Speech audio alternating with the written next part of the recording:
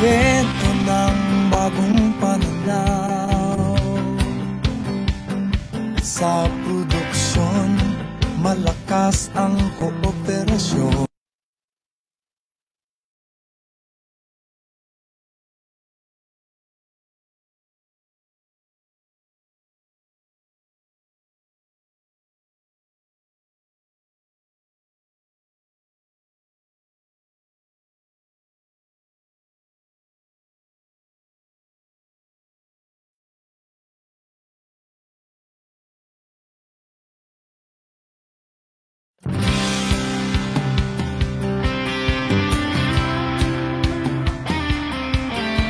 Kwento ng bagong pananaw. Sa produksyon, malakas ang kooperasyon. Katuwang ng mga magsasaka, pamahalaan at pribadong sektor. Dadagdagan ang kaalaman sa kabuhayan. Sa negosyo, pahuhusayin ang kakayahan. Angkop at bagong teknolohiya, subsidyo, patubig at infrastruktura. Siguradong pagkain sa buong bansa. Masaganang ani, mataas na kita. Maunlad na buhay ng mga magsasaka at mga mangingisda. Siguradong pagkain sa buong bansa. Masaganang ani, mataas na kita. Maunlad na buhay ng mga magsasaka at mga mangingisda. Siguradong pagkain sa buong bansa. Masaganang ani, mataas na kita. Maunlad na buhay ng mga magsasaka at mga mangingisda.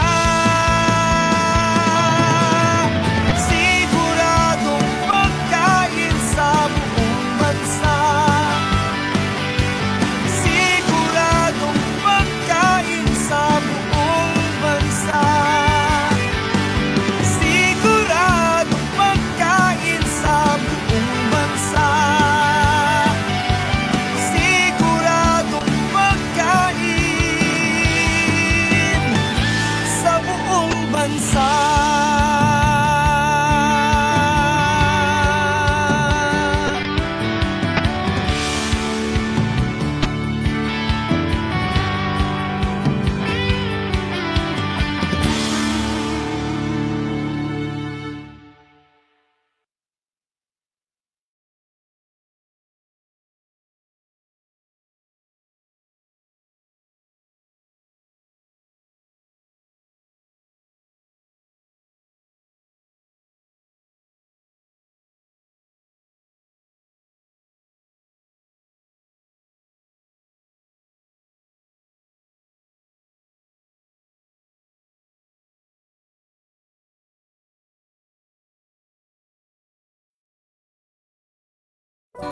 Ang peke mo.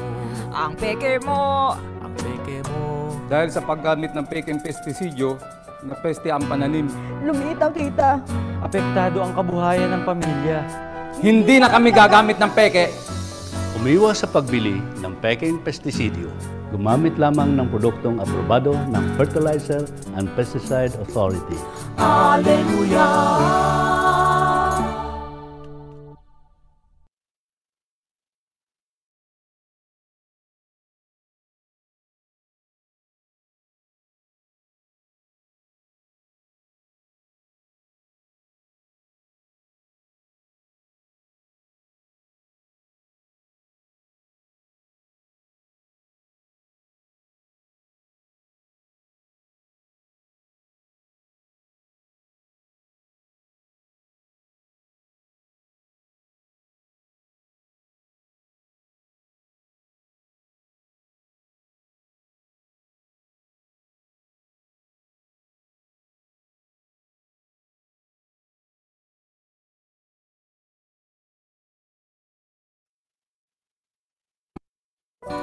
Ang peke mo.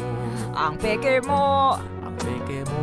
Dahil sa paggamit ng peking pestisidyo, napeste ang pananim. Lumiit ang kita. Apektado ang kabuhayan ng Ang pamilya. peke mo. Hindi na kami gagamit ng peke. Dahil sa paggamit ng Umiwas sa peking pagbili pestisidyo, ng peking napeste ang pesticide. pananim. Gumamit lamang ng produktong aprobado ng fertilizer and pesticide. Hindi na kami gagamit ng peke. Umiwas sa pagbili ng peking Napeste pesticide. ang pananim. Gumamit lamang ng produktong aprobado ng fertilizer and pesticide. Hindi na kami gagamit ng peke. Umiwas sa pagbili ng peking pesticide. Kwento ng bagong pananaw Hindi na kami gagamit ng peke. sa produksyon. Malakas ang operasyon. Bagong pananaw.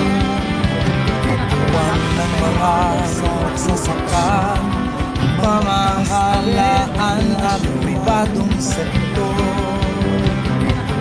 Nadagdagan ang kaalaman sa kabuhayan, pribadong sektor. Sa negosyo, pahuhusayin ang kalayaan. Sa kabuhayan, bagong teknolohiya, subsidyo, matubig at infrastruktura. Siguradong pagkain sa ating bansa. Masaganaan mataas hindi pagkain sa walang mabuhay ng mga pagsasaka at mga mangingisda. Siguradong pagkain sa buong bansa. Masaganaan mataas hindi pagkain sa walang mabuhay ng mga pagsasaka at mga mangingisda. Siguradong pagkain sa buong bansa. Masaganaan mataas na kita. Maulad na buhay ng mga magsasaka at mga mangingisda. Siguradong pagkain sa buong bansa. Siguradong pagkain sa buong bansa. Siguradong pagkain sa buong bansa. Siguradong pagkain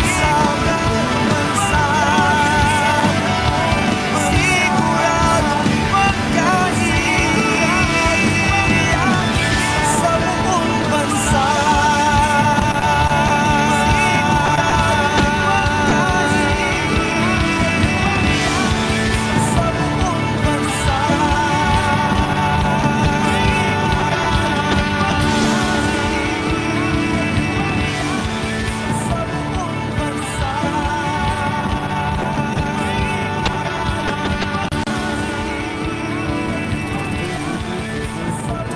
Ang peke mo. Dahil sa paggamit ng peking pestisidyo, napeste ang pananim. Lumiit ang kita. Apektado ang kabuhayan ng Ang pamilya. peke mo. Hindi na kami gagamit ng peke. Dahil sa paggamit Umiwas sa ng pagbili peking ng pestisyo, peking pesticide. napeste ang pananim. Gumamit lamang ng produktong aprobado ng fertilizer and pesticide. Hindi na kami gagamit ng peke. Umiwas sa pagbili ng peking pesticide. Napeste ang pananim. Gumamit lamang ng produktong aprobado ng fertilizer and pesticide. Hindi na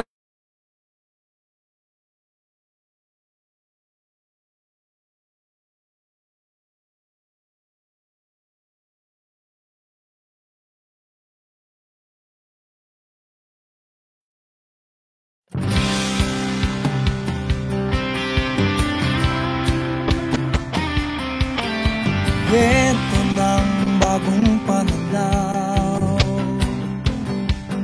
sa produksyon. Malakas ang kooperasyon. Katuwang ng mga magsasaka, pamahalaan at pribadong sektor. Nadagdagan ang kaalaman sa kabuhayan, Sa negosyo, pahusayin ang kakayahan. Angkop at bagong teknolohiya, subsidyo, patubig at infrastruktura. Siguradong pagkain sa buong bansa. Masaganang ani, mataas na kita. Maunlad na buhay ng mga magsasaka at mga mangingisda. Siguradong pagkain sa buong bansa. Masaganang ani, mataas na kita. Maunlad na buhay ng mga magsasaka at mga mangingisda. Siguradong pagkain sa buong bansa. Masaganang ani, mataas na kita. Maunlad na buhay ng mga magsasaka at mga mangingisda. Siguradong pagkain sa buong bansa. Siguradong pagkain sa buong bansa. Siguradong pagkain sa buong bansa. Siguradong pagkain sa buong bansa.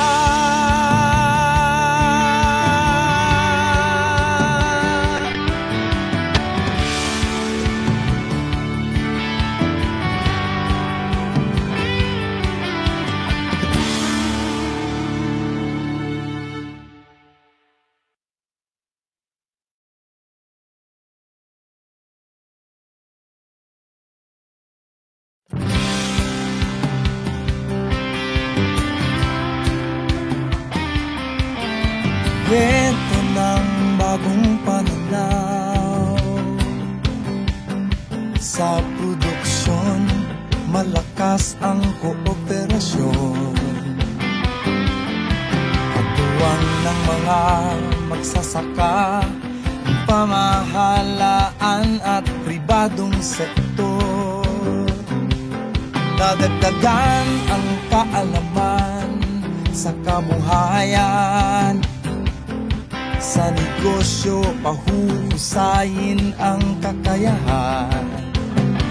Angkop at bagong teknolohiya, subsidyo, patubig at infrastruktura. Siguradong pagkain sa buong bansa.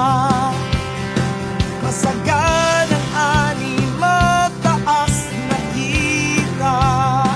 Maunlad na buhay ng mga magsasaka at mga mangingisda.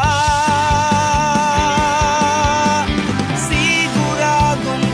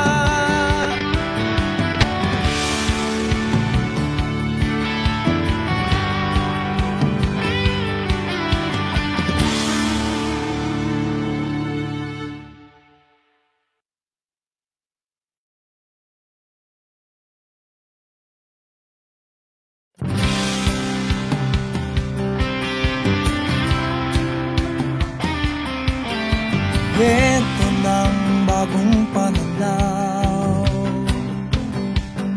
Sa produksyon, malakas ang kooperasyon. Katuwang ng mga magsasaka, pamahalaan at pribadong sektor. Dadagdagan ang kaalaman sa kabuhayan.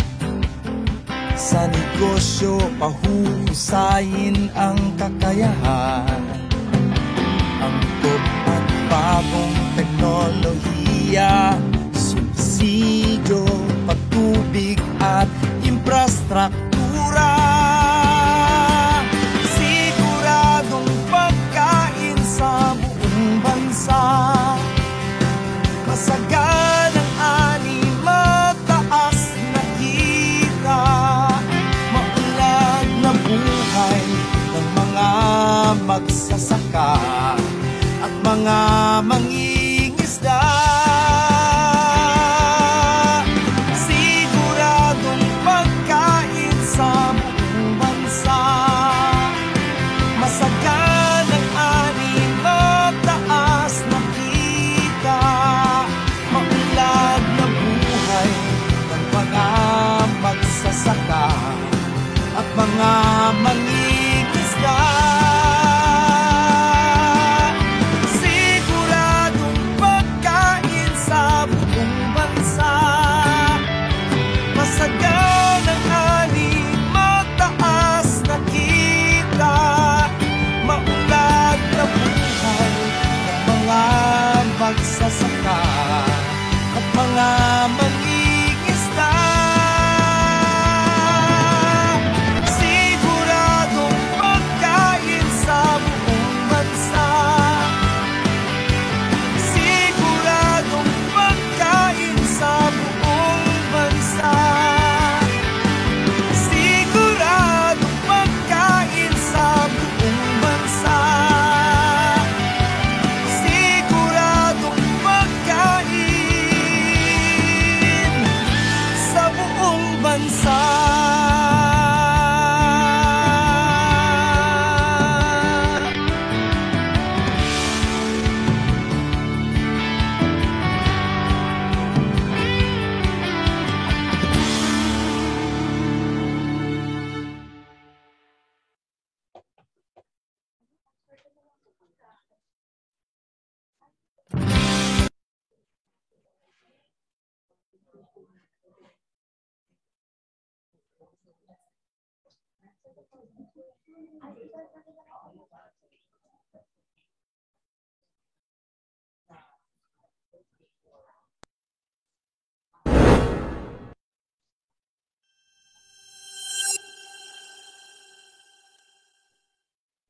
The year 2020 marked our unprecedented battle against the novel coronavirus or COVID-19 pandemic. In this time of crisis, we have learned to adapt to the so-called new normal in performing our regulatory mandate. To ensure the continuity of our operations, we have complied with the IATF health and safety protocols in the workplace to avoid the spread of COVID-19 infection. Our employees have been delivering their outputs through a combination of work from home and limited on-site presence. Resource speaker ako sir sa FPA. Moreover, we have issued Memorandum Circular Number 12 Series of 2020 or the guidelines on food safety measures for agricultural frontliners for the handling of fertilizers, pesticides, other agricultural chemicals, and related activities to ensure the safety of fertilizer and pesticide industry stakeholders, clients, and FPA employees.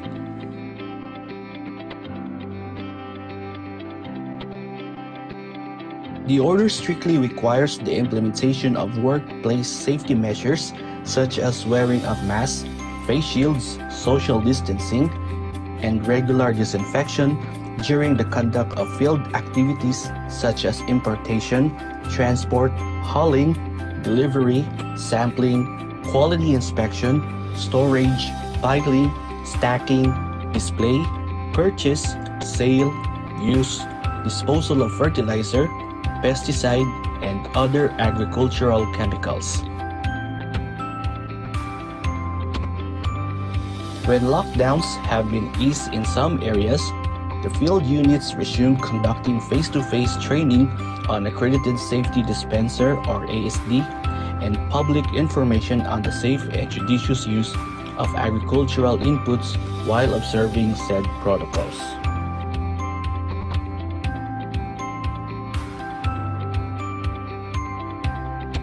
During the implementation of the Enhanced Community Quarantine or ECQ, we issued FPA Memorandum Circular Number 9 to ensure the unhampered movement of all food and production items such as fertilizer, pesticide, and agri-chemicals. This order underscores the implementation of online application, processing, and release of VAT exemption certificate for fertilizer, fertilizer export certificate, certificate authorizing importation of pesticides or CAIP, and permit to purchase methyl bromide. The said order enables the issuance of electronic copy of the requested certification or e-certification and or permit or e-permit to the client when the service was processed. This electronic copy duly issued by FPA shall be considered as the functional equivalent of paper-based documents and therefore valid for purposes of transacting with government agencies such as but not limited to the Bureau of Customs and the Bureau of Internal Revenue.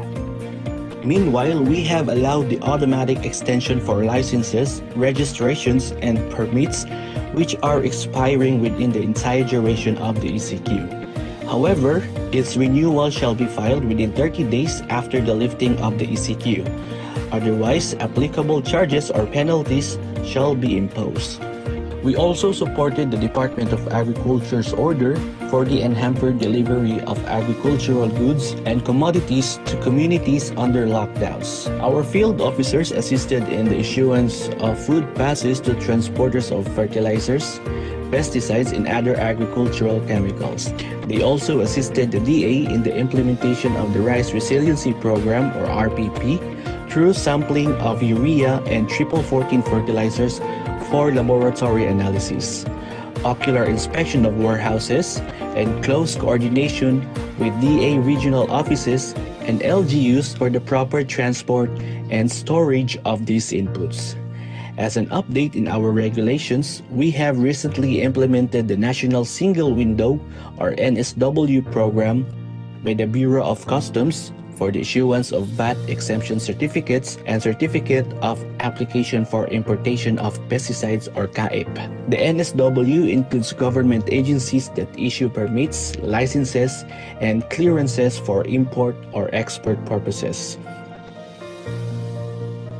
Despite the challenges, I commend the Fertilizer Regulations Division or FRD for maintaining its ISO 9001:2015 certification after hurdling once again the rigorous process of third-party audit. As we end this year, I hope that we take the opportunity to reflect amidst this pandemic. Each of us has a role to take and a responsibility to ending this health crisis. During this trying time, the spirit of compassion has to prevail. You and I should care for one another. May the lessons harness our desire to achieve service excellence in a COVID-free world. Kudos, kapamilya.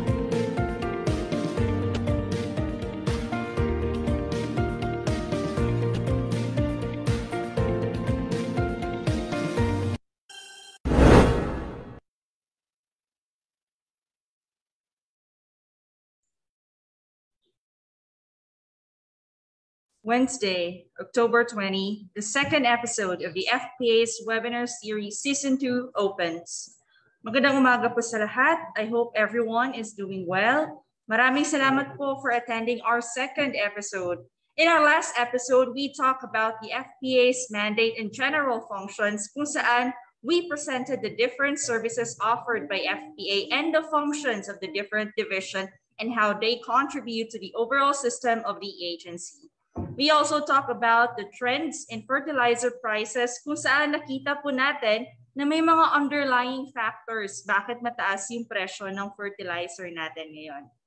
For this episode, we will talk about the regulatory requirements on the issuance of licenses for fertilizer handlers, emphasizing on the issuance of importer's license.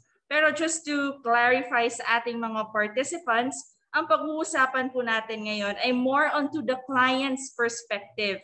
And ano ba ang mga benefits or advantages na makukuha natin if we apply for a license specifically for fertilizer handlers. Malalaman natin kung bakit kailangan and how will this benefit the fertilizer industry in our country. Bago tayo magsimula, we would like to recognize the presence of Yusek Ariel Kayanan, the Undersecretary for Operations and Agri-Fisheries Mechanization. Good morning po, ASEC.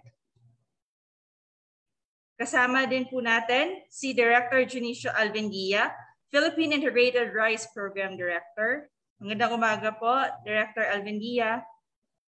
Morning po. Thank you. Morning po, Director.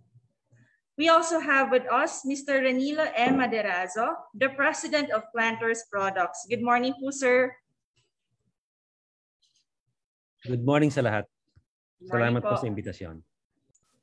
Meron din po tayong special guest from the Fertilizer Regulatory Division and isa sa mga inaasahan ng FPA pagdating sa mga regulatory requirements, Ms. Maribel. Good morning po, Ms. Maribel, and thank you for being with us po ngayon.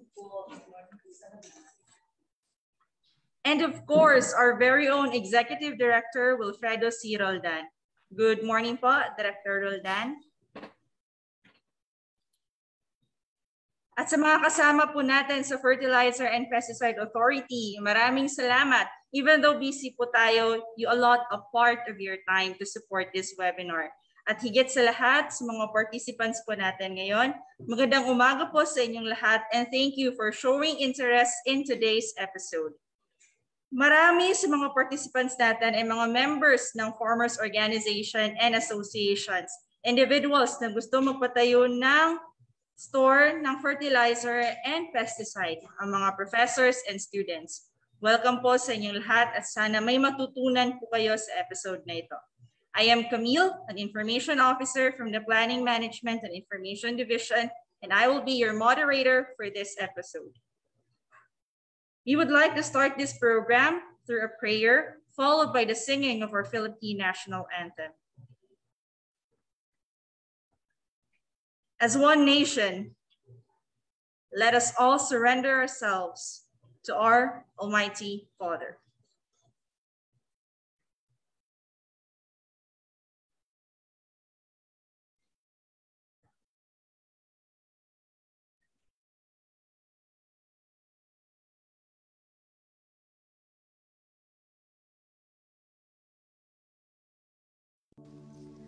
Dear God, thank you for the opportunity to meet together. Please help us to come together to make this institution reflect your kingdom. Breathe life into our ideas and decisions. Help us build a team that has love and respect at its heart. Give us the strength to continue working for your kingdom in this time of pandemic. Lord, come give us the inspiration to be the best we can be. May we be a shining example of your goodness and truth within, wherever we are. Inspire our thoughts, discussions, and ideas, and continue to remind us that all that we do here today, all that we accomplish, is for the pursuit of truth for the greater glory of you. We ask these things in your name. Amen.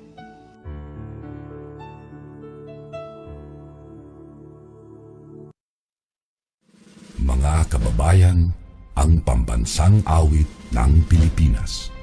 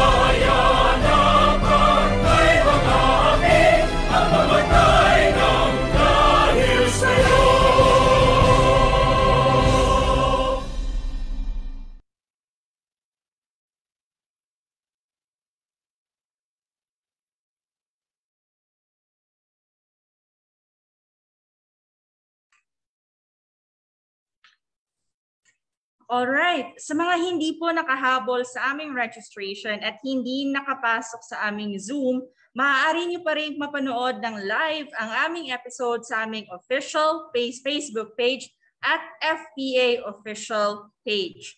And if you have questions later regarding sa ating topic ngayon, you can use the chat box sa ating Zoom at sa mga nanonood naman ng live sa official Facebook page, you can comment down your questions. May mga FPA officers po tayo na nakabantay sa ating official Facebook page. Before we officially start our program, allow me to share with you our house rules. First, choose a quiet location. Use earphones if necessary. Participants may ask questions and raise concerns via the Zoom webinar chat room or at the FPA Facebook page at FPA official page. Yan po yung official page po namin. Participate in the Q&A at the end of the webinar. Stay focused and listen attentively, and only participants who are able to answer the post-evaluation will be given e-certificates.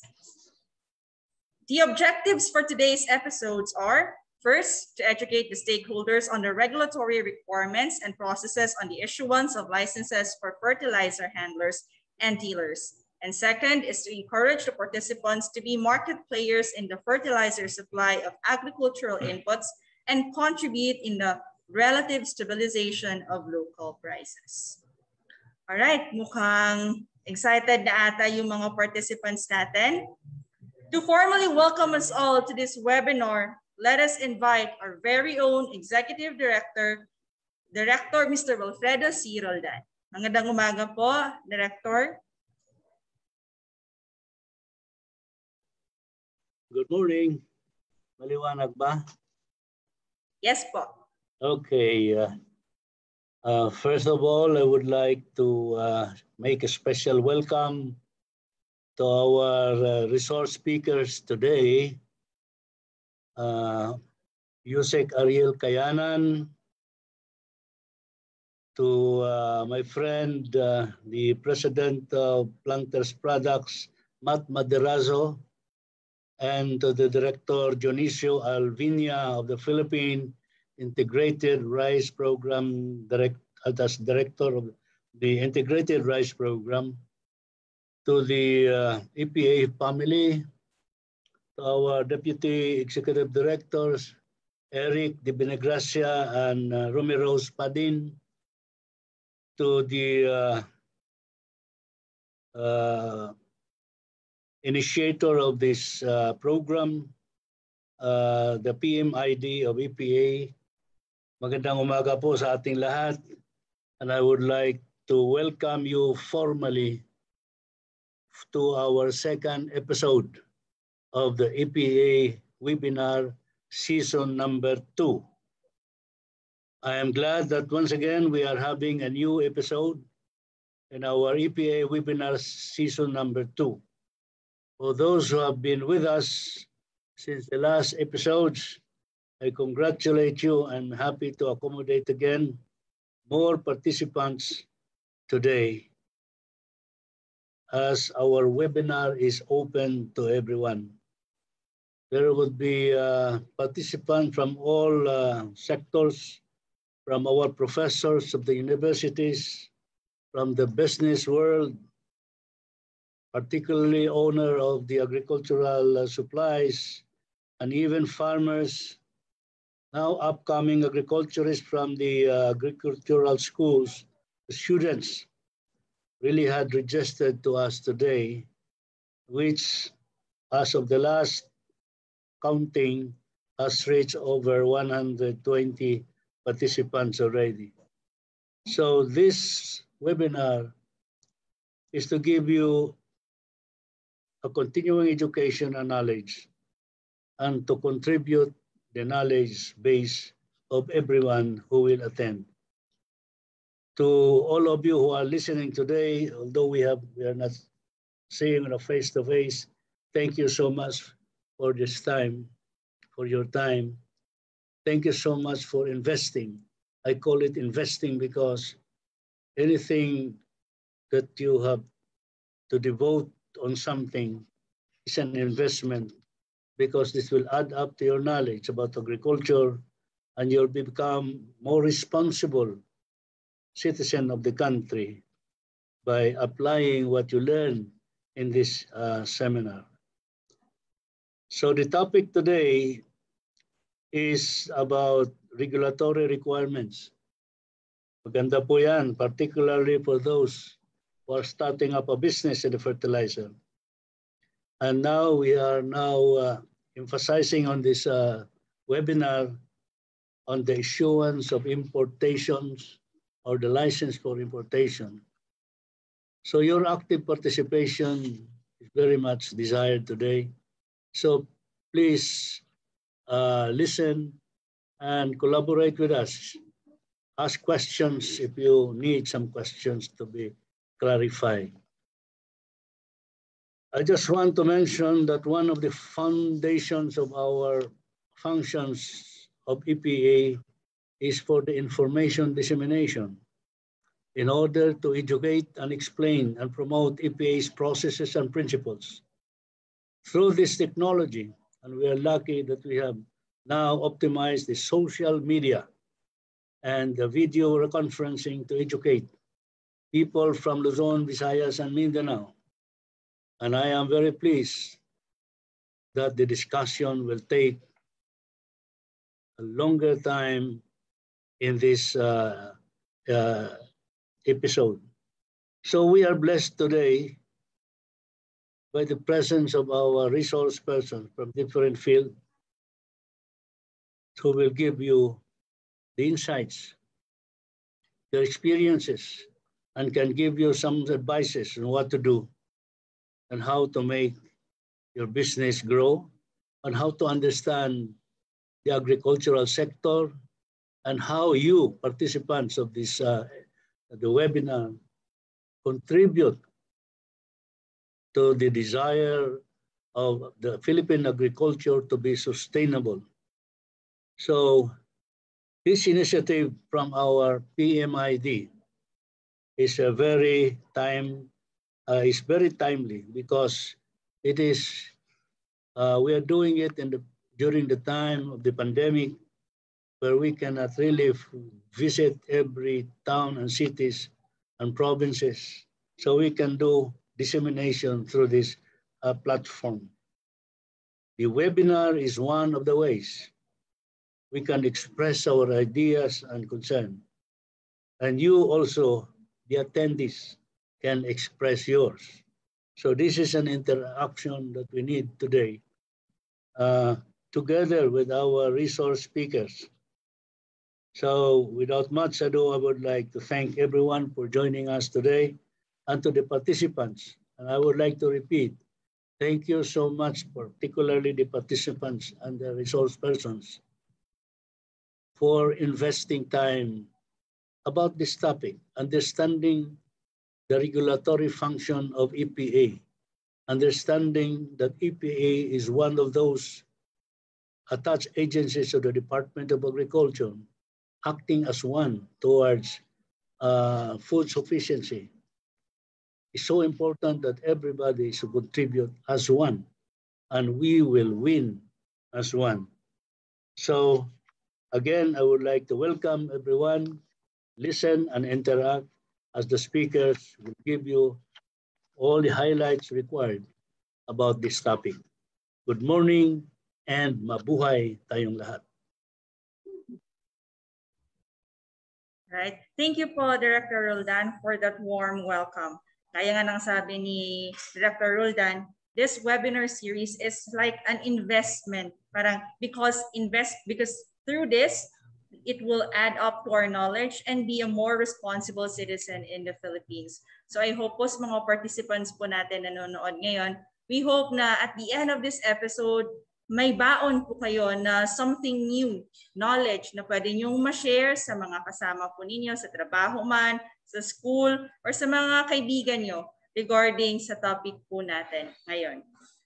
To give us a message to all our participants who are with us today, it is a great honor for me to call on Yusek Ariel P. Kayanan, the Undersecretary for Operations and Agri-Fisheries Mechanization of the Department of Agriculture. Good morning po ulit, Yusek Kayanan. Hi, good morning po. Good morning everybody, folks, what they call co-employees in the government. Of course, allow me to start by simply giving my greetings, my felicity to the Fertilizer and Pesticide Authority, or FPA for brevity, who had been always led, not only led, but most inspired by its Executive Director, Director Willie Roldan. He just mentioned that he's supported by two designated and acting executive director, deputy executive directors in the person of Romy Rose Padin for pesticide, and of course for fertilizer, Eric Divina Gracia. And to all the officials and staff of the agency, well, this undertaking I immediately commend for the reasons that in this organization, or organized by simply organizing this webinar series for our Fertilizer and Pesticide Federation, the cooperatives and association who wants to become players, FPA licensed importers of agricultural products. Okay, I use the word players. Okay po, ibig sabihin they're part of the what they call system that we have right now. So through this webinar series, we shall encourage them to be market players in fertilizer and pesticide industry that shall in turn support the increased supply of agricultural intervention and relatively stabilize local prices. So dalawa po ang nababanggit dito. Una ay maging mas competitive, so mas marami po ang mag-o-offer ng mga supply natin. And of course, we have to maintain the price. When we say the stability of the price, hindi po pwede kasing biglang mag-spike tapos biglang bababa. Para pong sa restaurant lang yan, ng Jollibee, hindi naman pwedeng pabago-bago po yung menu at yung costing niya. Okay po. So the better that we could analyze, how do we help the farmers? So to my fellow colleague, si Director Advindia, she will be one of the speakers today. I'm looking forward for not only a very important but more so a very fruitful discussion that one way or another ay marami pong matututunan yung ating mga participants. And of course, si President po ng Planters Products, si Sir Matt Medarazo, to all the party who will be also one of the speakers, I believe. Siya po ang magsasabi sa atin the ease of doing business on how you're gonna actually get all the requirements and at the same time how you're gonna engage in po. Okay po. So let us, and to all the participants present with us in this webinar, let us make all this event productive through active participation. Sabi po ni Director Willie kanina, your attendance is not just merely the thing that is needed here. Your actual engagement and participation will be needed. You may give some inputs also. You may clarify questions, but do not allow this day ends that everybody should be gaining. Okay po, yung nag-discuss, may matututunan din po, one way or another, at yung nakinig naman ay pare-pareho tayong may matututunan. As a backgrounder, this webinar series now is on its second season and second episode. Para siyang telenovela na may second episode pala. So it aims to conduct information campaign regarding the safe and effective use of pesticides and fertilizer. We have to impress to everybody that while pesticide or fertilizers are part of our inputs, there is a regulation on how we use it. Okay po, hindi po pwedeng sumobra at hindi rin naman magandang kulang because pag kulang po, it actually defeats the purpose. Para pong gamot yan, pag hindi mo tinapos ang yung medication like antibiotic, di mo tinapos, hindi rin ganun ka-epektibo. At pag sumobra naman po ay may damaging effect not only to the what we call plants or crop that we've been actually implementing with, but more so to the consumers who will be eating it in the future. I'm referring to the result. Okay po. So safety in the use and handling of pesticides, higher standards and quality of products, and better application method, as well as establish and implement regulation governing the import and export of fertilizer inputs and among others. So napaka-importante po na mga i-discuss mamaya. So for those who wish to participate, for those who wish to engage, of course, you will be having privilege. The privilege will be to be a part of who will be serving. But on top of the privilege, you will be having some what they call accountabilities and obligations also. Today's episode focuses on the topic of regulatory requirements on the issuance of fertilizer handlers with the emphasis on the issuance of importer's license. The requirements include the submission of production specification, supported by, of course, chemical analysis, which needs proper and very careful handling, mode of action, product type, and the result of the efficacy trials conducted by an FPA accredited and independent researcher. So we're putting a lot of emphasis on adding credence and integrity to what we are doing here. With regards to this, in coordination with government product standard agencies, FPA is mandated to design as well as to implement quality control standards also for fertilizer and pesticides products. The agency also monitors safe handling use, application, and compliance with industrial health and safety in manufacturing as well as formulation, imposes, of course, since a regulatory body, it has the power to also impose penalties and sanctions for violators or violation for that matter of sets of rules and standards. So that is an enormous task to do. In addition, the pesticide industry and end users, manufacturers as well as sellers, also buyers are enjoined to adopt and undertake a cradle-to-grave approach to pesticide management, primarily the training of the handlers and the public on the safe and judicious use of pesticide and the dissemination of information material. Having said thus and so, I am looking forward, of course, for today's discussion and hearing inputs on how we can further improve the quality of life for all Filipinos through increased farm incomes, productivity, and food production using safe and appropriate fertilizer and pesticide input.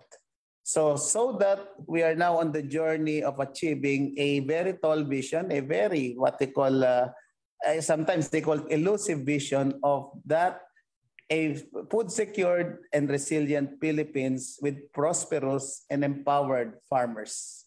Of course, idamay na po natin ang mga Fisher Fox natin, though ang fertilizer po at pesticide na sinasabi nila natin dito are more on crops po. So idamay na rin po natin yung mga ibang agricultural commodities and sector. So, I wish this undertaking, the convener and all the participants, all the what they call, all the best wishes, so that upon and as we conclude this second episode, everybody gains. And of course, lessons will be learned. So thank you and good morning to all, and have a safe and healthy discussion po. Thank you very much.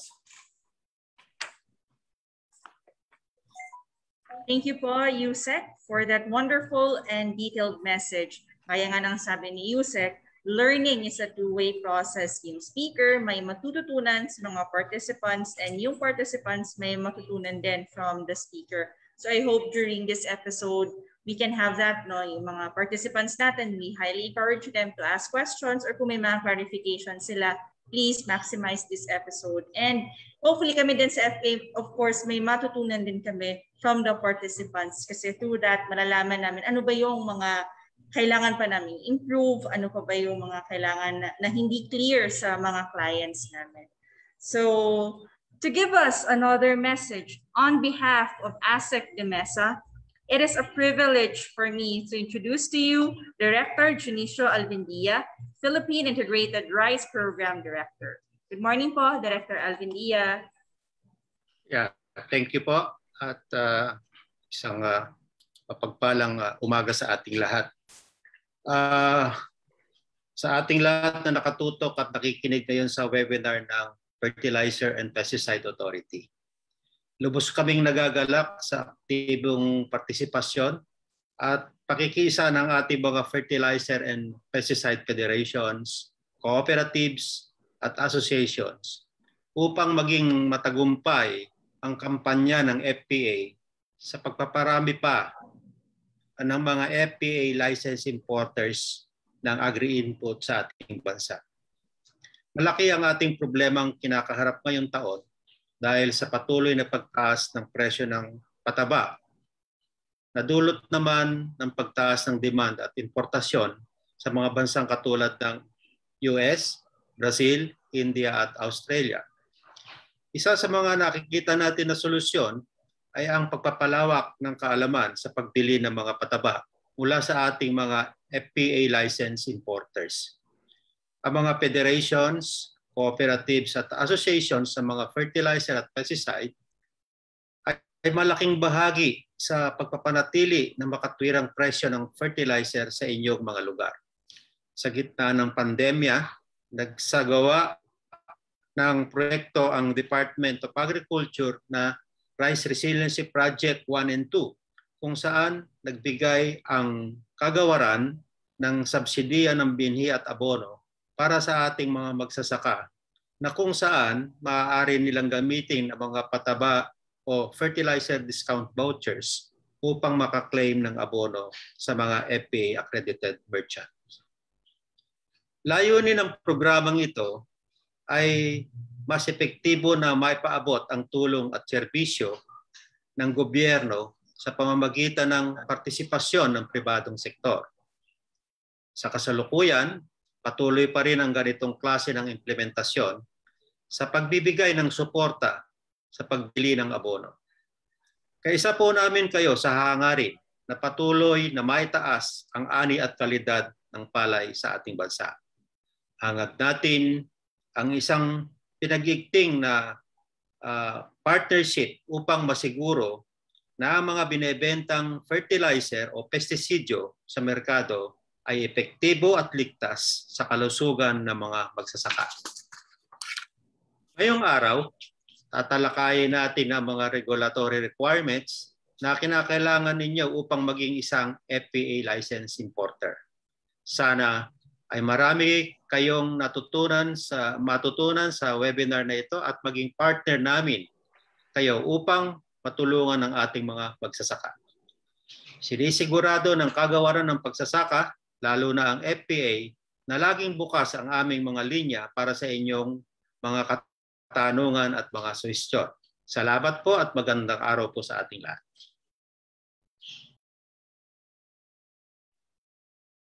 Thank you, Director Alvindia, for that insightful message. Gaya nga ng sabi ni Director, parang in order for us we have to help each other, and it's a communication and coordination among all the different stakeholders from the government, particularly the Department of Agriculture, yung mga private companies natin na for selling fertilizers, and of course sa ating mga farmers and to the people na nasa fertilizer and pesticide industry. So kailangan po natin magtulong-tulong para we can improve and siguro para malutas natin yung problema na hinaharap natin, especially ngayon with the pandemic. So again po, maraming salamat po, Director. So without further ado, I think it's time for us to proceed to our discussion proper. For today's episode, we will be discussing the regulatory requirements on the issuance of licenses for fertilizer handlers. Pero just to clarify, yung perspective na i-represent po natin ngayon is more into the client's perspective or hindi galing sa aming agency or sa FPA.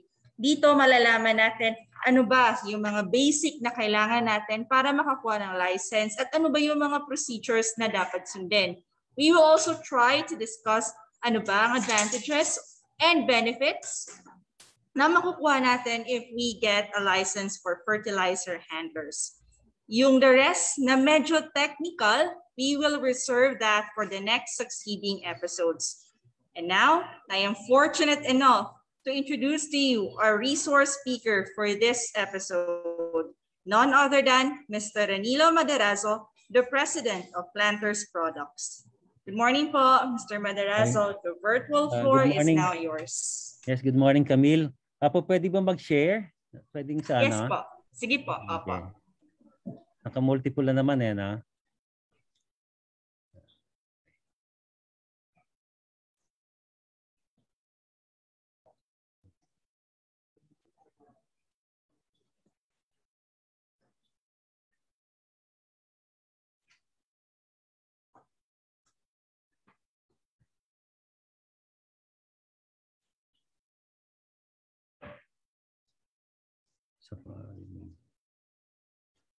Wala, hindi makapasok. Camille, sandali lang ha. Nakaano na ba kayo? Naka-multiple na po kayo. Yes po, sir. Sandali lang ha, sandali lang. So habang inaayos ko lang to, pwede naman ako sandali.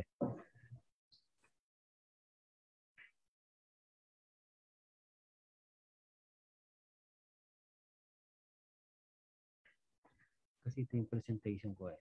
Ito. Hindi ko ma-share sa kanila. Sige. So magbibigay po muna ako ng background bago ako makapag-ano. So basically po yung Planters Products ay halos 6 decades na po ang with regards po sa aming business of fertilizer. And we used to ito sandali lang po.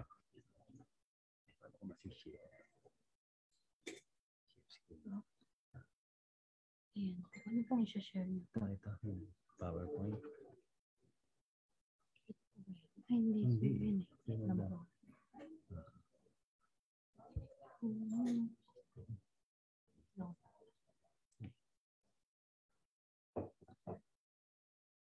Okay. Ayan. Camille, nakikita na? Yes po, sir. Ayan, okay. Sige. Ito. No? Sige. So, nagsimula po ang Planters Products as a major fertilizer producer way back 59 years ago. So, we used to capture 70% of the market. Nakamas po ako kasi nandito po ako sa Office of the Secretary ngayon. Kasi we had a meeting, so dito na po ako inabot kaya hindi ko po matanggal yung aking mask. So, pasensya na po. So, but unfortunately po, we used to capture 70% of the market. But unfortunately po, because of the changing of the times, tsaka po yung history na wala po tayo. So, kaya po nagkaroon na ngayon ng bagong direction na kung saan po ang Planters Products ngayon. We used to be a market leader in fertilizer. Nasa mga chemicals na lang po ngayon or insecticides. But of course, we are not discounting na pwede po kami bumalik considering the fact na kami naman po ay member ng Fertilizer Industry Association of the Philippines at saka may nairehistro na rin po kaming mga fertilizer uli.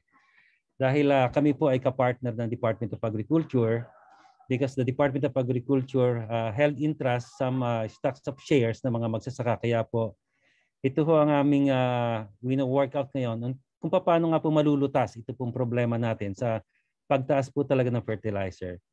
The advantage before of having your own manufacturing plant is kontrolado po natin ang presyo. So yung Planters Products po noon naging pambalanse sa presyo po talaga ng fertilizer. Dahil dito po natin ginagawa kasi sa Pilipinas, mayroon po kaming planta noon sa Limay, Bataan. But yun nga po dahil po sa pabago-bago po ng ating pamumuno ay nawala po ito bigla sa atin. At natira na lang po sa atin ngayon is mga insecticides.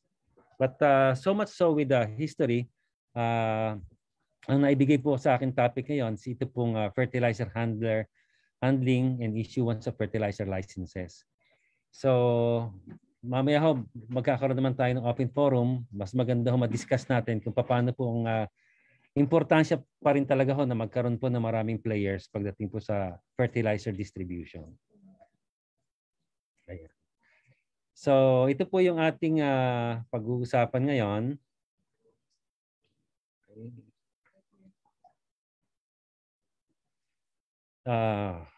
Okay, sorry po. So, fertilizer regulatory policies and implementing guidelines. So, ang maganda po sa FPA, kasi maganda po sa pagbalik ko uli sa Planters Products. This is my second time. Nung pong una akong nahirang sa Planters Products was way back 2005. And then I retired yung 2010. Tapos nakabalik po uli ako ngayon sa panahon po ni Secretary Dar. So, kami pong dalawa ni Director Roldan, we have the same background. Ano po, we used to be connected with a pharmaceutical company, and then napapasok nga po kami dito ngayon sa agriculture. So, ang maganda po ngayon sa FPA is naayos na po natin ngayon yung mga regulatory policies and implementing guidelines kasi hiniwalay na po siya. Pagdating po sa fertilizer, dito na po tayo nagre-refer. Meron po silang reference material at tinatawag nga po ating Blue Book. So you can always access kasi with the implementation nga po ng digitalization, madali na po ngayon makita natin yung mga requirements for us to go into fertilizer market. Ano po? So ito po tinatawag na Blue Book. So yun nga po makikita niyo siya sa FPA website, or kung given the chance na magkaroon nga uli ng face-to-face encounter, we can always visit naman po yung FPA office dito sa Quezon City. And they are very accommodating. So ito po yung ating pag-uusapan, ano po yung Blue Book.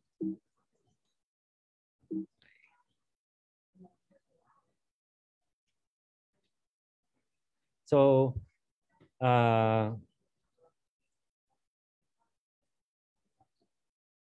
pursuant to Presidential Decree 1144, ito po yung mandato ng mandate of FPA po, ano? So basic policies and coverage. So all person who shall engage in the business of exporting, importing, manufacturing, formulation, bulk blending, distributing, supplying, repacking, storing, commercially applying, selling, marketing of any fertilizer must secure a license from FPA. So ito ho yung pinaka-basic requirement. We must secure yung lisensya from FPA. So fertilizer importer license is valid for 1 year and renewal shall be filed 3 months before expiry date. So kung gusto po natin mag-export or mag-import or mag-manufacture o mag-formulate, kailangan po natin talagang kumuha muna na lisensya sa FPA. So, ano ho bang ibig sabihin ng fertilizer handlers? So, pag sinabi ho natin fertilizer handlers, ito na po. So, it will refer to the exporter, ano po, importer, yan, yung mga area distributor. Kasi ho, yung mga ating mga fertilizer importer, mayroon po talaga sila mga distributor in respective area like sa probinsya or sa mga regions. At yung mga distributor naman na ito ay meron naman sila mga dealer. So kaya ho kasama rin po dito ano po yung formulator, processor, bulk blender, bulk handler. Kasi kalimitan po sa ating mga distributor or fertilizer importer, bulk handling na po ang kanilang kinukuha kasi kalimitan po, pag nakasako na kagad, minsan nabubutas kagad. So, nagkakaroon po ng problema kasi, of course, pag nabutas po yung sako, magkakaroon po tayo ng wastage. Medyo may kamahalan din po ito. Kaya ho, kalimitan sa ating mga importer, basically mga bulk handler na po. Sila na ho yung nagsasako. At saka sila na rin po yung nagre-repack. So, ito po yung sinatawag nating fertilizer handlers. At sino naman po yung mga importer? So any persons, entity engaged in the importation of fertilizer as a business and sells to distributors. So yung who may capacity, yung who may capability. At of course, ito ho ang pinaka-critical sa ating mga importer. So mayroon po silang malalaking warehouses, meron din po silang barko. At ang pinaka-importante po is meron po silang financial. Ano po? Meron po silang pera para ho pambili nito mga ini-import natin mga fertilizer.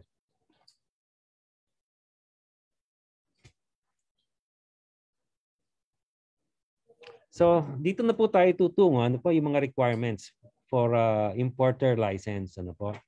So, one, duly accomplished and authorized application forms with documentary stamps. Ngayon ho, downloadable naman rin po ito. Pero kung gusto niyo bumisita nga, given the fact na lumuwag na po tayo ngayon, makukuha po natin ito sa FPA office. So, katulad po namin na korporasyon, kailangan pong magpakita tayo ng kopya ng SEC, ano po, Registration and Articles of Incorporation. Kung mga cooperative naman po or kooperatiba, ay kopya naman po ng CDA registration, ano po, or Cooperative Development Authority registration. For single proprietorship, copy po of Certificate of Business Name registration with DTI naman po sa Department of Trade and Industry. And then notarized copy po of Certificate of Capitalization, and then photocopy of distribution agreement. So ito po yung distribution agreement ninyo doon saan yung pagkukunan, ano po, or sa mother registrants. Just like kami po, we have 3 countries na kapartner at ito po sinubmit na rin po namin sa FPA. So, recommendation from FPA, regional or provincial officer on the area of coverage. Kasi ho, ipakikita nyo na po dito yung extent ng inyong distribution.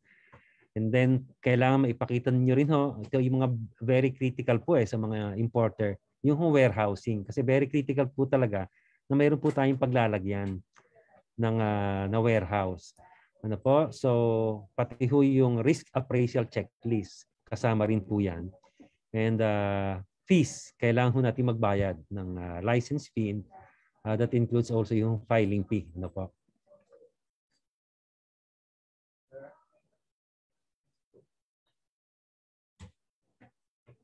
So, okay. Basically, ito ho yung basic requirement na kakailanganin po natin sa pag-apply po ng importer license. But I want to emphasize po ano ho, doon sa mga gustong pumasok po dito. So, we can classify po kasi yung mga major importers at mabibilang lang po natin yung mga major importers. So, kalimitan ho yung gustong pumasok lang is they wanted to be a dealer. Ano ho? So, if you want to be a dealer, kailangan, ito yung basic requirement, kailangan pa rin ho yan. But of course, ang pinaka-critical ho dito is for you to talk to your distributor. Kung sino ho yung local distributor doon sa area. Kasi i-accredit din po niya kayo At saka may mga seminar po tayong pupuntahan. But ito po kasi yung pinaka-major consideration when we want to go into fertilizer business. Ano po? Ayun pong ating bansa kasi sa tatlo po kasi itong rehiyon, Luzon, Visayas, Mindanao. At ang basically po nagkakaproblema po talaga tayo is more on logistics kung paano po natin madadala ang isang kargamento sa isang area. Sa fertilizer business po kasi, i-consider po natin, especially nga po yung mga mag-a-apply, new importers. Ang pinaka-critical po talaga dito is yung mga warehouses. Kung saan ho kayo gustong pumunta o mag-distribute. So be it in Luzon, Visayas, in Mindanao. Second is yung conveyor system. Bakit po sinabing conveyor system? Kasi nga po, mahirap din po kasi yung mano-mano. Kasi nga posibleng mabutas yan. So maganda ho dapat pagbaba sa barko, kalimitan ho kasi yung mga warehouse na yan, nandun ho kagad sa port. Malapit po sa port para nga ho pagbaba ng fertilizer ng mga sako, dire-diretso na po ito sa warehouse. Bagging facilities. So yung magbabag, pati ho yung mga bag nyo na paglalagyan. Dahil nga ho mas preference po natin mag-bulk handling na para nga ho maiwasan natin yung mga wastage. Kaya nga po marami mga new players na bago ho makapasok as a distributor. This is not to discourage but this is the reality po sa atin ngayon. Medyo matagal. Kasi nga ho, dito pa lang ho sa basic requirement ng mga warehousing, medyo matagal po yan. One of the major considerations po ngayon, especially during this pandemic, is yung heavy congestion sa public ports, except sa Subic. Kaya ho, kung let's say ang ating magiging market is Mindanao, mahihirapan po tayo. Kasi nga ho, yung mga port congestions. Kasi kalimitan po yung mga big importers po natin, ang ginagamit po nila is yung private port o kaya naman ho, nakakakuha ho sila ng long concessions from Philippine Ports Authority for designated wharves. So, very critical po kasi talaga ho itong role ng fertilizer sa agrikultura. Kasi alam naman po natin na talaga hong ang practice po talaga natin is more on sa chemical pa rin. Ito pa rin ho yung ating ginagamit. And mostly, ang ating po talagang kinukuha is yung mga urea. Ito ho yung pinaka-major fertilizer na gusto laging ginagamit ng mga magsasaka. Urea and tsaka ho yung NPK. So, isa ho sa mga ini-encourage po namin ngayon to at least magkaroon po ng maraming player. Kasi nga ho, the problem right now is that since ang ating pong fertilizer is liberalized na, so lahat po pwede talagang kumuha. Pwede ho talaga mag-import. Yun nga lang ho talaga, it will entail a big sum of money para ho to capitalize, para ho magkapital sa pambili ho ng fertilizer.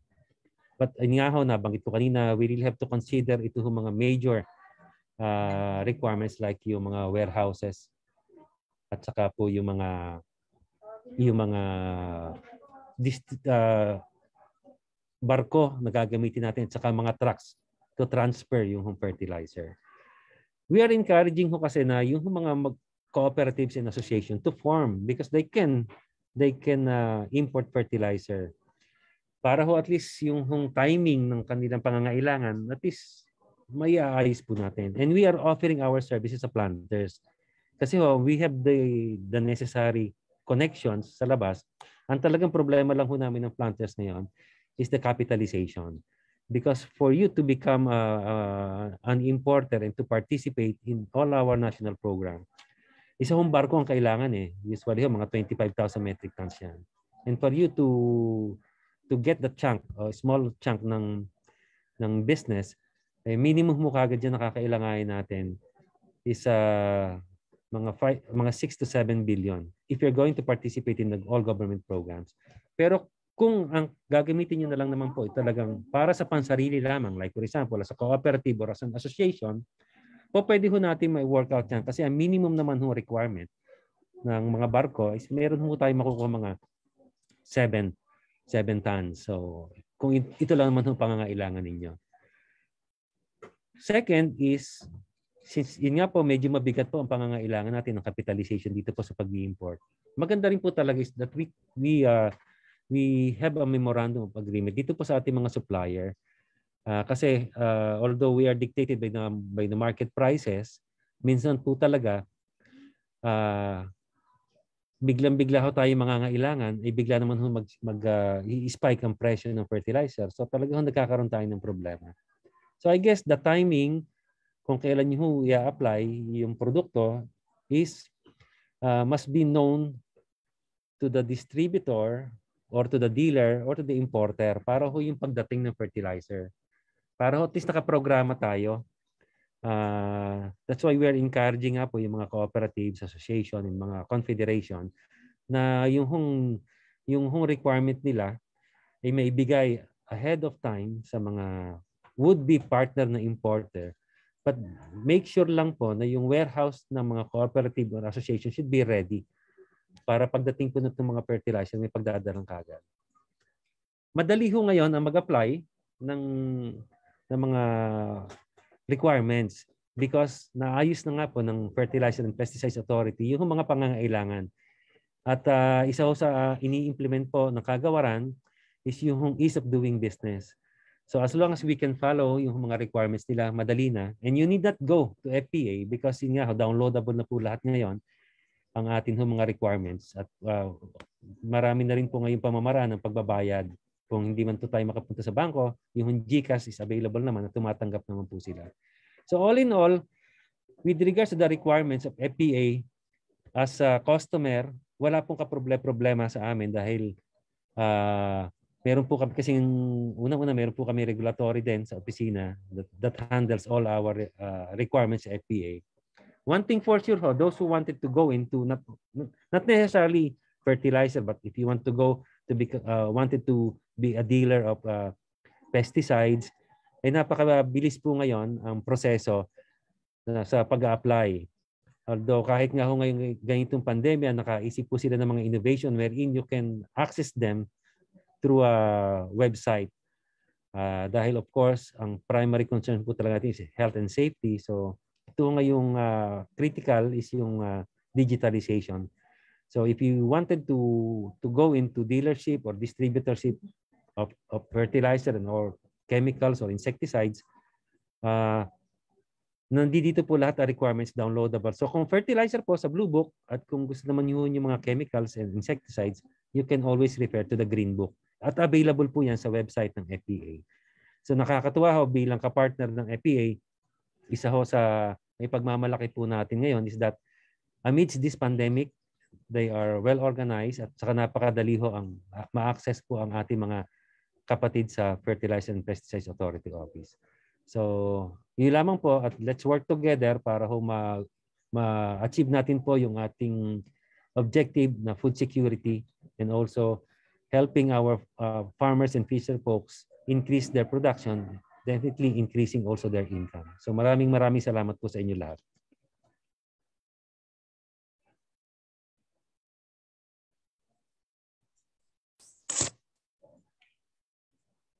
Thank you po, Mr. Maderazo, for imparting your knowledge and understanding regarding the regulatory requirements on the issuance of licenses for fertilizer handlers. So nakita po natin yung present po ni Sir Matt, no, yung mga requirements na sa client's perspective na ito yung gagawin, ito yung mga steps. And huwag po kayo mag-alala if may mga concerns po kayo. For the first week of November, meron po tayong back-to-back episode with the Fertilizer Regulatory Division regarding sa detailed and more onto technicalities na mga requirements pagdating sa mga services na ino-offer ng Fertilizer Regulatory Division.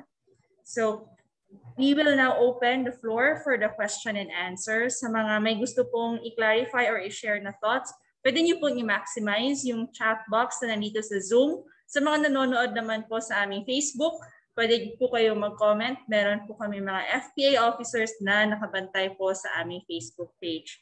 So, to assist Mr. Maderazo for answering the queries of our participants, we have with us Ms. Maribel from the Fertilizer Regulatory Division. Pero paalala lang po na magkakaroon nga po tayo ng separate na episode tungkol sa details ng mga requirements and procedures na available under the Fertilizer Regulatory Division. So siguro yung mga basic lang po muna, yung mga questions na itatanong natin, and we'll reserve the rest for the episode allotted under the FRD. So actually, while Mr. Maderazo was doing his topic or discussing his topic, we already gathered some questions na nakita po namin sa chat box and sa Facebook live page namin. And isa sa mga questions po namin is from Ms. Vanessa Aguilar from Facebook Live. Good morning po. Nag-apply po ako for national distributor para sa rebranding. May dealer's license na rin po. Kailangan ko po ba ng repacker license para sa small packaging of fertilizer?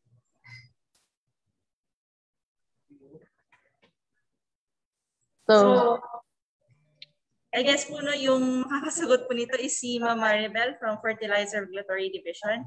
Ma'am? So hello, good morning.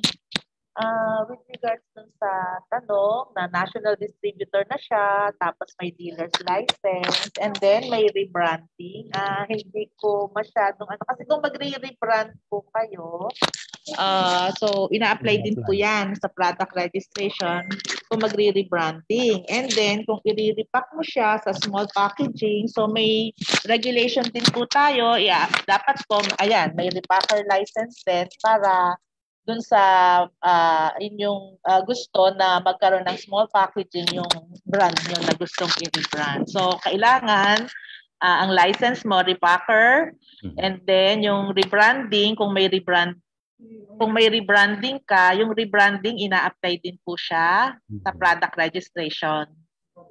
So, yun. Sana nasagot ko. Thank you, Ma'am Maribel. Sir Matt, may gusto po ba kayo idagdag na point of view naman po? Opo, tama po si Ma'am. Kasi basically, kung titignan po natin dito. Hello, sir. Sir, naka-mute po kayo. Hello? Okay na po. Yan.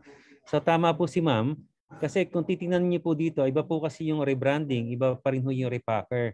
So basically lahat ho ito kailangan niyo pong i-apply. Kasi wala naman, ang maganda lang ho dito is mapapabilis kayo dahil national distributor naman po kayo. So it's a matter of the agreement between you at saka po yung major importer. So basically ito pong hihingi nyo magre-rebrand, tapos yung repacking. So lahat ho yan talaga dadaan pa rin po yan sa proseso. Kailangan pa rin ho talaga natin gawin isa-isa. Ano po. Pero mabilis naman po, wag ko kayo matakot. Mabilis naman po mag-apply. Gaya nga na nasabi ko, naayos na po kasi ngayon ng FPA yung kanilang different departments. So napakabilis po. At saka ma-assistihan ho kayo talaga kung kayo po ay mag-a-apply sa FPA. Salamat po. So ayan, so at least medyo na-clarify na natin. And from the perspective nga ni galing kang Sir Matt, na isa din sa aming mga consistent na client from Fertilizer and Pesticide Authority, sabi niya nga po, mabilis naman din po yung proseso. So wag po kayong mag-alala if may mga, kung magpa-process po kayo, rest assured na kami din po from FPA, we will do our best para mapabilis yung request po ninyo or yung requirements or yung for your license po. So another question we have from our Zoom chat box from Dwayne Marquez. Hi FPA, do you have other payment option aside from cash and check payment? May we know the details? Thank you and God bless. So ayun po, may Mama Maribel, parang ikaw po yata yung dito. Meron ba daw po tayong other payment options?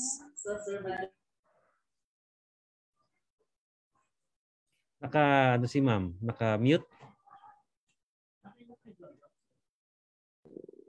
Yan. Good morning po ulit. Doon sa payment option, so we are trying to coordinate with Land Bank na yung nga po, ma-improve po natin yung payment system na aside dun sa check payment or pupunta sila dito kasi gusto nga natin ma-minimize at lalo pang mapadali yung proseso. We are doing na yung coordination with Land Bank para po, yun nga, yung payment, magkaroon ng ibang payment option aside dun sa cash or check payment. Pero meron po kami ngayon sa licensing po, may ginagawa po kaming proseso din na kasi yung para ma-minimize yung face-to-face transaction, usually the client can send their application together with their check payment in manager's check or company check payable to FPA. So, yun, nakakatulong din po naman sa client para hindi na sila pupunta dito. So, may option po sila not to go personally to the office to pay yung kanilang license fees. But, yun nga, they send through courier na lang yung kanila payment together with their application and documents. Yun po. Thank you. Thank you, Ms. Maribel, for that answer. So, ayan.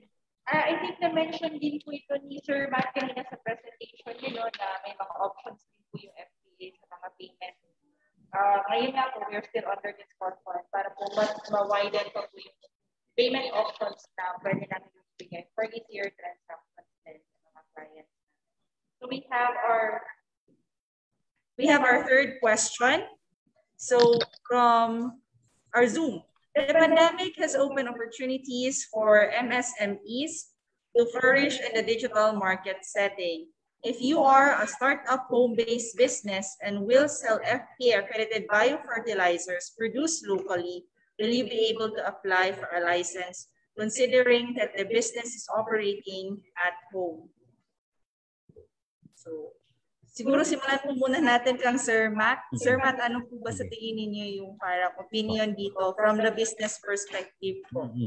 Kasi lahat ngayon, actually, nakakatuwa dahil we have one subsidiary. Although, yung basically yung biofertilizers na yun, kinukuha rin namin sa ibang mga accredited. Thank you. Sa mga accredited na dealer din, ano. So, wala pa kasi talaga ditong kung tutuusin natin yung talagang implementing rules and guidelines with regards nga dito sa mga online operations or online businesses. But mas maganda rin sana kung let's say hindi biofertilizer, let's say talagang chemical, mas maganda pa rin talaga is mag-secure ka kasi you are selling eh. So ito na rin yung isa sa mga responsibilidad na dapat nating tinitingnan din. Kaya ini-encourage namin yung iba na gusto magbenta ng iba namin kasi meron din kami mga foliar that they also apply. They also apply for a license para at least maging legitimate talaga yung business. Because ang importante po kasi dito is that we're not only giving our services. So that's one, but of course also the product itself. So parang mas maganda dito is ito na rin yung ating responsibilidad sa ating mga consuming public na yung ating ibinebenta, one, although registered na, but mismo yung nagbebenta is registered din. Yun po yung sa aking perspective. Thank you po, Sir Matt. Miss Maribel, may something po ba kayo na to add sa question po? So same with Sir Maderazo. So yung product po talagang kailangan na register. Tapos kung small business ka lang, meron naman po tayo na kung nasa bahay ka lang, pwede ka naman mag-small business. You can apply naman as a dealer kung small business ka lang. So yun po. Thank you. All right, thank you po, Sir Matt and Sir Maderazo. We have another question. Good morning po. If nag-outsource kami ng warehouse, kailangan din po ba nila kumuha ng LTO as warehouse? Kailangan din po ba nila third-party warehouse na may sariling ARCO?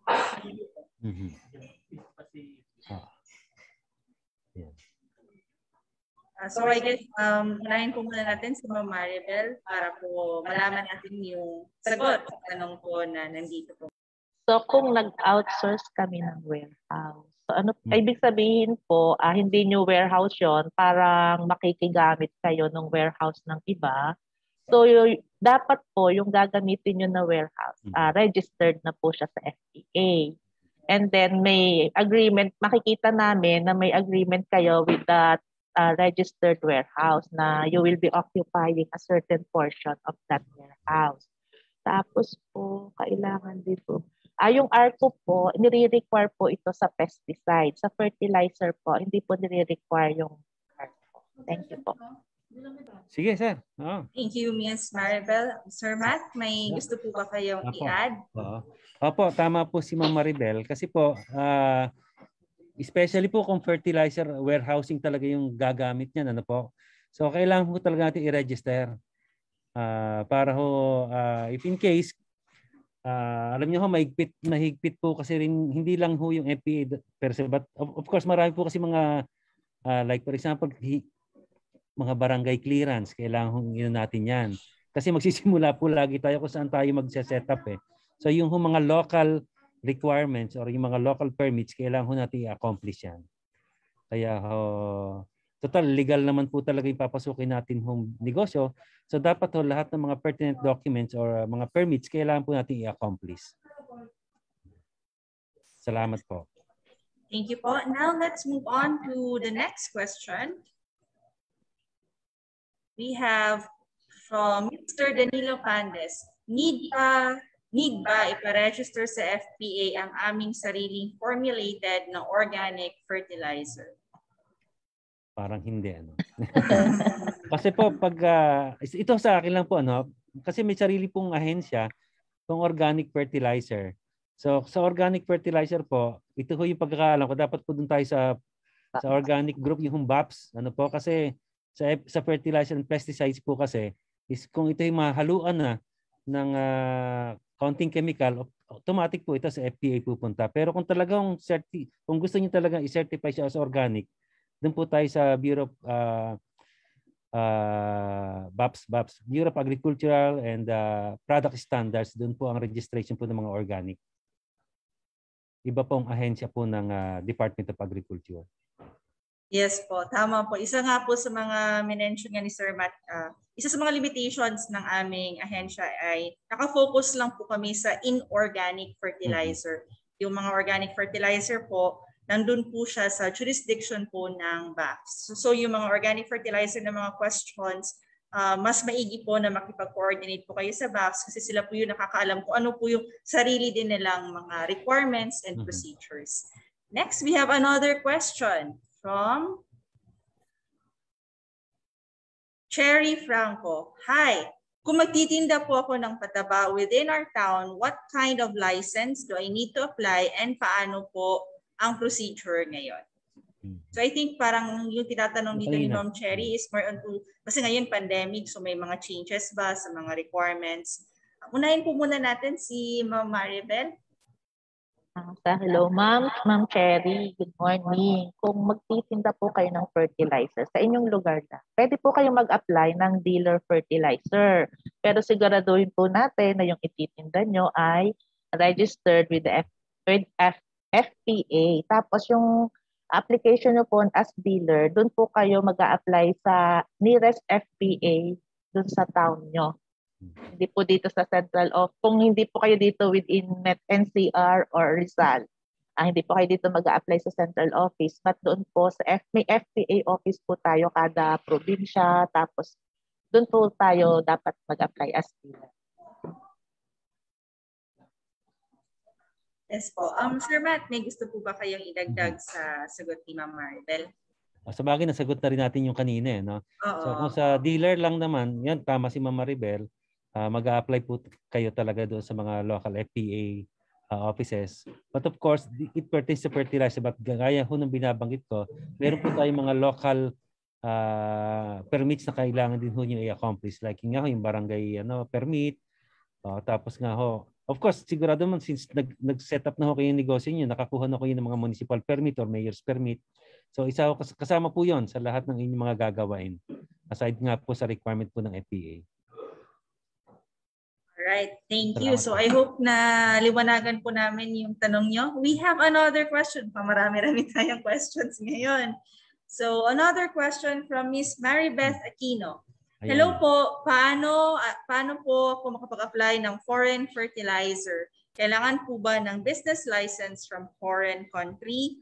Need din po ba ipatest ang mga produkto bawat isa? Saka need po ba ng isang foreign country na may Filipino partner, German or UAE products? Thanks po. So actually po, yung tanong po ni Ma'am Maribeth ay halos sinagot na rin niya. Kailangan po talaga ho na ipatest din ninyo yung produkto ho na yon na manggagaling sa ibang country. Kasi mayroon po tayo kasing sariling requirement. Like for example, ang demand po na merkado, may sarili po kasi siyang mga specs or specification. So dapat ito po yung sample na ipapadala nila base sa ating specification na ginagamit po na ating magsasaka. At dadalhin po natin ito sa FPA para i-test talaga kung yung mga nakalagay po doong specification is akma sa atin pong irerehistro. So, Ma'am Maribel, mayroon pa po kayo dadagdag.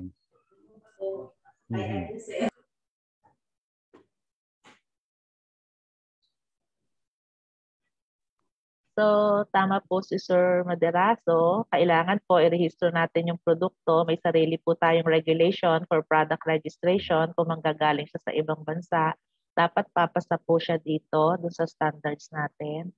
And then, yung may foreign partner, Filipino partner, yung dito. So, depende po yan kasi yung sa business registration dito, meron pong sariling regulation, yung SEC, kung sa SEC kayo magkakaroon ng registration ng business ninyo, kung DTI, kung ano. So, depende po dun sa business registration. Usually, yung foreign partnership, meron naman tayong yan. So, yun po. Thank you. Ayan. So, I guess, kung mapapansin po natin, lahat ng galaw natin dapat talaga may license or mag-apply ng license. Ang isa sa mga reasons po niyan, kasi parang if way po na protektahan din po kayo. Kasi may mga rules din tayo na sinusunod. And syempre, kailangan natin sundin yung mga rules para din ma-ensure natin na yung mga binibenta natin ng mga products sa mga ating mga consumers ay rest assured na quality po siya. Kaya may mga requirements po tayo. Another question, we have po a question from Lourdes Stylo. May nag-a-analyze ba sa FPA ng NPK and micronutrients ng developed vermicompost? EY for the answer.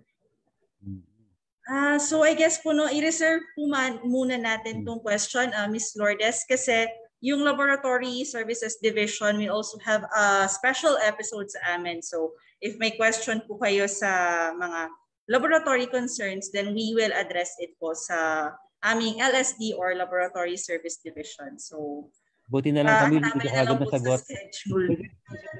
So ayan, ko na sinagot eh. Sige po.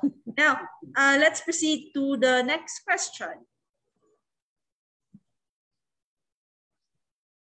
From Wally Martires. Good morning. Nasisira po ba ang fertilizer kung ito ay nabuksan na sa kadahilan ng may bumili ng per kilo or epektibo pa rin po ang fertilizer? No. Well, sa handling talaga yan. Ano po? Ang importante ho dito is pag nabuksan nyo na, unang-una ho yung i-consider kagad ho yung, yung inyong pinaglalagyan. Kung ito ho ba'y mainit or malamig. Tapos yung ginagamit yung pong pansandok or pansalok, kasi kailangan ho tuyo at hindi naman ho basa. Tapos tapos nga po yung pagtamang yung pagsasarado. Kailangan hindi siya naka-expose ng gusto kasi once na yan naka-expose, lagi po napapasukan ng hangin yan, posible po talaga kung lalo na kung hindi ho magandang quality, may tinatawag ho tayo nagiging bato ang fertilizer. So dapat po talaga is maganda po yung inyong storage at saka po handling ng fertilizer.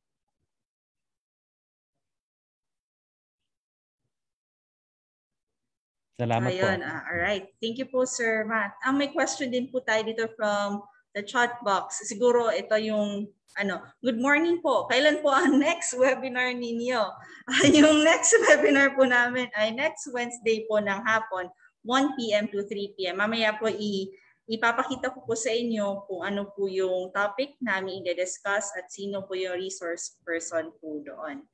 Tingnan naman po natin yung other questions na nandito sa chat box. Good morning. I thought this episode will tackle about insecticides, specifically on PIPs. May I know if you also have plans to conduct webinars for PIP handlers? TY for the answer. Yes po, meron po kami na topic regarding po dyan. After po by month of November po, may special episode po tayo. Specifically naman para sa mga pesticides naman po. So yung Pesticide Regulatory Division will discuss that. So pantabay na lang po sa schedule namin. So I guess parang may humabol na isa pang question. Wow. Once again po, bukod sa urea at NPK, ano pa ang NPK formula na laging ginagamit ng Pilipinas? Ano pa ang NPK formula? So, NPK formula, no?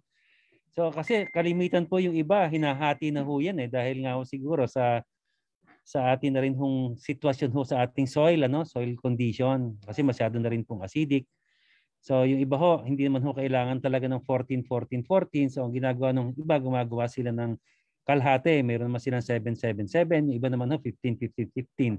So depende po yan talaga sa lupa Kaya maganda pa rin ho talaga, bago ho tayo mag-apply ng mga pataba, tingnan po muna natin ho yung pH ho ng ating lupa, your conditional lupa. Kaya ho kami, even ho ngayon, dahil napakarami na rin ho ngayon mga environmental advocates at saka yung mga organic practitioner, ang amin ho talaga nire-recommenda po ngayon, maganda ho talaga, simulan ho muna nating ayusin muna yung lupa. Kaya ho nag-i-encourage din kami na gumamit ho ng mga ibang klaseng pataba like yung mga compost para ho makondisyon din ho natin kagad yung lupa. Kaya ho ini-encourage ho namin to use ho yung good agricultural practice combination po ng inorganic at saka organic. Kasi talaga ho ang atin pong lupa, sabi nga ho nila ngayon, kung wala kang gagawin, na ibabalik ho natin ang dating nutrients ng lupa, yung mga organism na mabubuhay doon in 60 years pa kung wala ho tayong gagawin. So maibabalik lang ho natin yung dating itsura ng lupa in 60 years time. Baka ho hindi na tayo buhay noon. So ini-encourage po namin at ito ho ini-encourage din. At ito ho sabi nga ni kaninang Director Roldan, yung effective communication. Sinasabi din ho lagi ng FPA, nire-remind kayo, yung judicious use ng fertilizer. Kung hindi naman ho kailangan, at ito lang ang kailangan, yun lang ho inyong gagamitin. Wag naman ho sobra para at least makatulong din po tayo sa ating environment. Salamat po.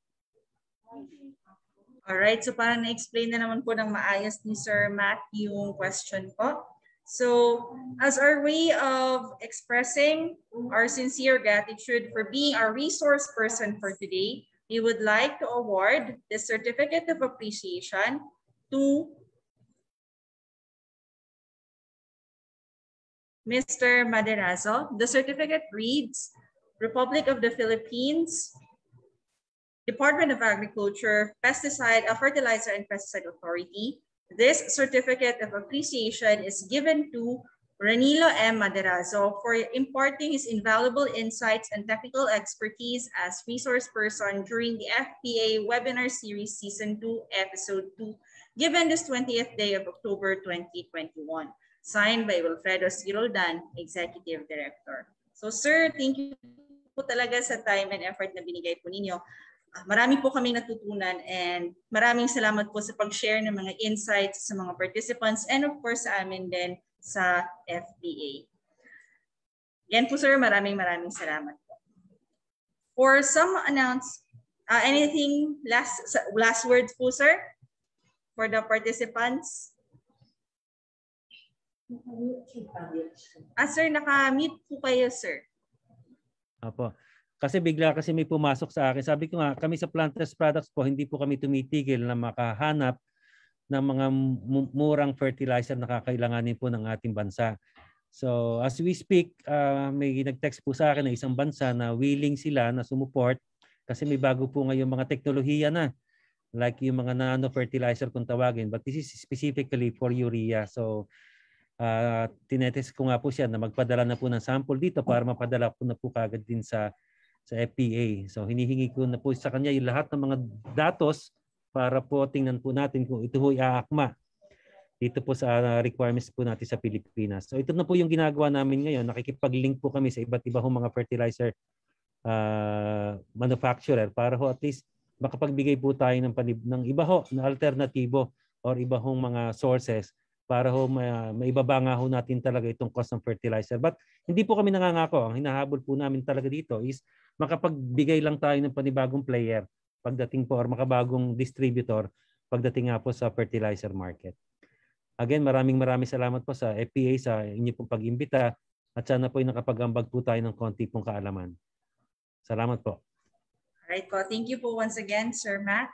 So for some announcements, since this is a webinar series, for the next succeeding weeks, may mga topics po tayo na i-discuss. So please just visit our official Facebook page para malaman po ninyo kung kailan at ano yung topic na i-discuss natin for the next episode. I hope na lahat po kayo dito will be able to attend all the episodes that we prepared for you.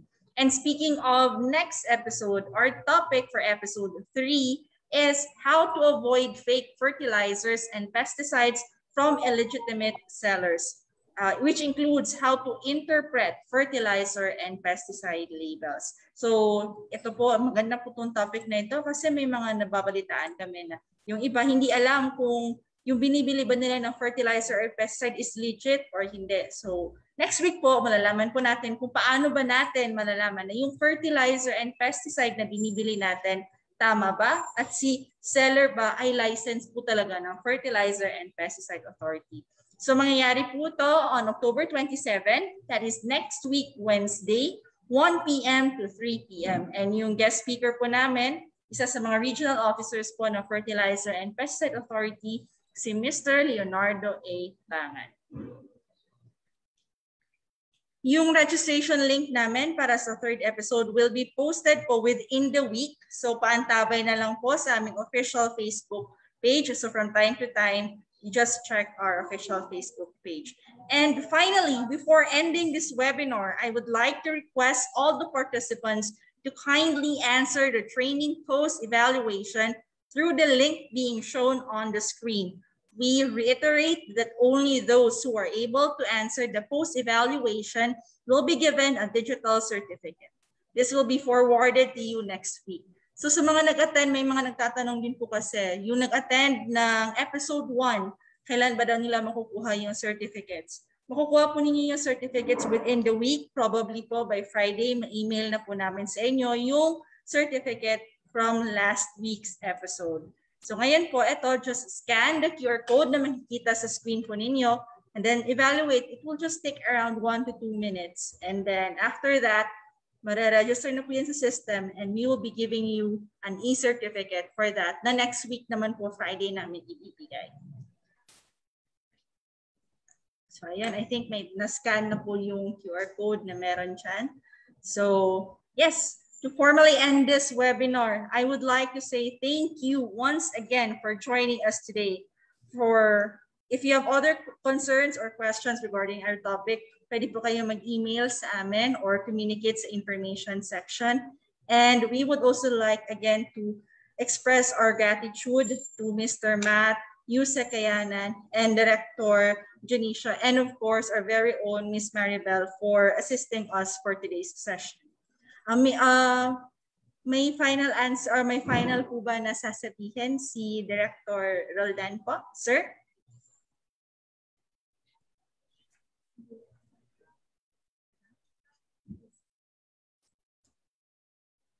Okay, so I guess that ends our webinar series for today. Again, I am Camille, your moderator. Nagpapasalamat po and I will see you all next episode. That's Wednesday, next week, ng hapon 1 to 3 p.m.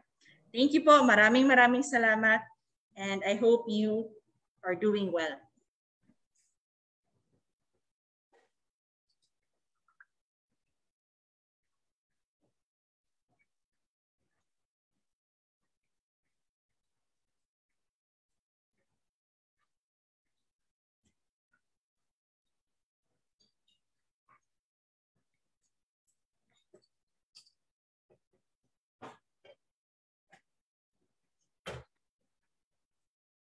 Kwento ng bagong pananaw sa produksyon, malakas ang kooperasyon. Katuwang ng mga magsasaka, pamahalaan at pribadong sektor.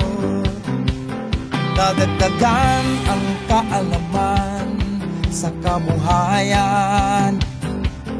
Sa negosyo, pahusayin ang kakayahan.